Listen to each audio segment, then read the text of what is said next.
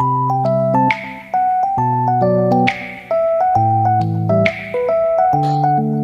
श्री राम।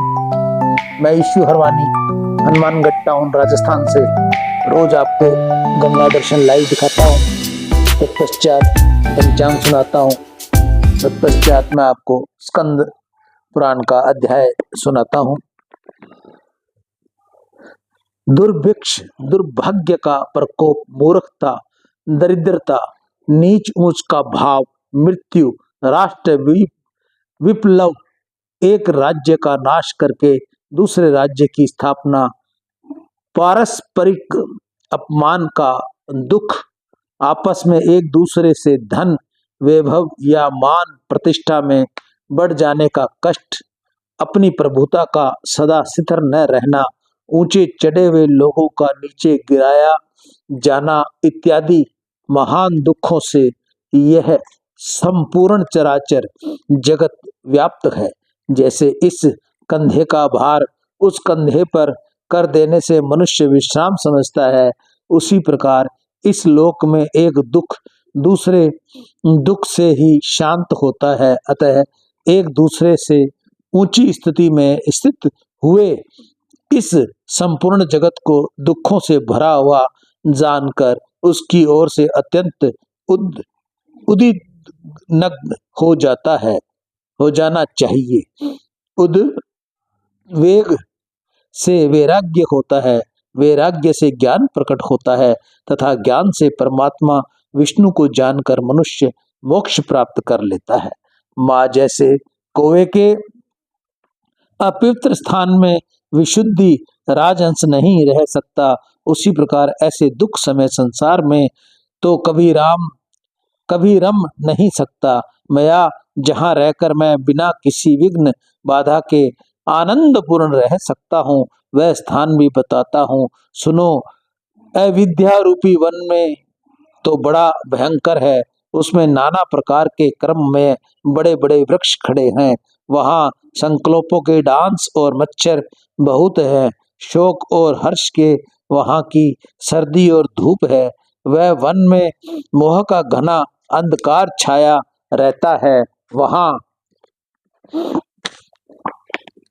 लोभी रूपी सांप और बिच्छू रहते हैं। विषयों के अनेक मार्गों से वह प्रवेश व्याप्त है। काम और क्रोध रूपी बधिक तथा लुटेरे उसमें सदा डेरा डाले रहते हैं। उस महा दुख में विशाल वन को लांघ कर अब मैं एक ऐसे महान विपिन में प्रवेश कर चुका हूँ, जहाँ पहुंचकर उसके तत्व को जानने वाले ज्ञानी पुरुष न शोक करते हैं न हर्ष। वहाँ किसी से भय नहीं है, किसी को भी भय नहीं है। उस विद्या रूपी वन में 7 बड़े भारी वृक्ष हैं। वहाँ 7 ही पर्वत हैं, जिन्होंने 3 लोकों को धारण कर रखा है। 7 ही हृद कुंड हैं और 7 ही नदियां हैं, जो सदा ब्रह्म रूप जल बहाया करती हैं। तेज, अभ्यदान, अद्रोह, कौशल, दक्षता, अचपलता, अक्रोध और प्रिय वचन बोलना, ये ही 7 पर्वत उस विद्या वन में स्थित हैं। दृढ़ निश्चय, सबके साथ समता, मन और इंद्रियों का संयम, गुण संचय, ममता का अभाव, तपस्या तथा संतोष, ये 7 हद हैं। यानी हर मतलब कुंड हैं। भगवान के विष्णु का विशेष ज्ञान होने से जो उसके प्रति भक्ति होती है, उस विद्यावन की पहली नदी है वैराग्य, दूसरी ममता का त्याग, तीसरी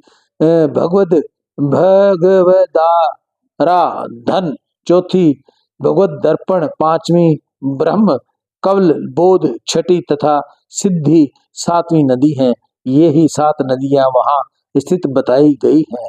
वैकुंठ धाम के निकट इन 7 नदियों का संगम होता है, जो आत्म तृप्त, शांत तथा जितेंद्रिय होते हैं। वे ही महात्मा उस मार्ग से प्राप्त ब्रह्म को प्राप्त होते हैं। कोई श्रेष्ठ ज्ञानी जन उन वृक्षों को प्राप्त करते हैं, कोई पर्वतों को, कोई हदों को तथा कोई उन 7 सरिताओं को प्राप्त होते हैं। मैं माँ, मैं ग्रहण किए हुए व्रत को धारण करने की इच्छा रखकर यह ब्रह्मचर्य का आचरण करता हूँ। इस ब्रह्मचर्य में ब्रह्म ही संविदा है, ब्रह्म ही अग्नि है तथा ब्रह्म ही कुशास्त्र है, जल ही ब्रह्म है, मैं और गुरु भी ब्रह्म है। यही मेरा ब्रह्मचर्य है। विद्वान पुरुष इसी को सूक्ष्म ब्रह्मचर्य मानते हैं। माता, अब मेरे गुरु का परिचय सुनो, जिन्होंने मुझे विद्या प्रदान की है। एक ही शिक्षक, दूसरे कोई शिक्षक नहीं। हृदय में विराजमान अंतर्यामी पुरुष ही शिक्षक होकर शिक्षा देते हैं।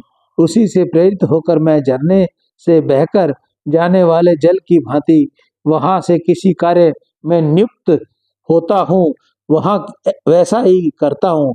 एक ही गुरु है, उसके सिवा दूसरा कोई गुरु नहीं।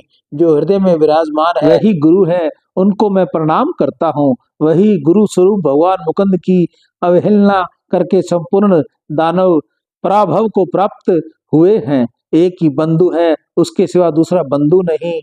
जो हृदय में विराजमान है वह परमात्मा ही बंधु है। मैं उसे नमस्कार करता हूँ। उसी से शिक्षा प्राप्त करके 7 बंधुमान भाई सप्त की ऋषि आकाश में प्रकाशित होते हैं।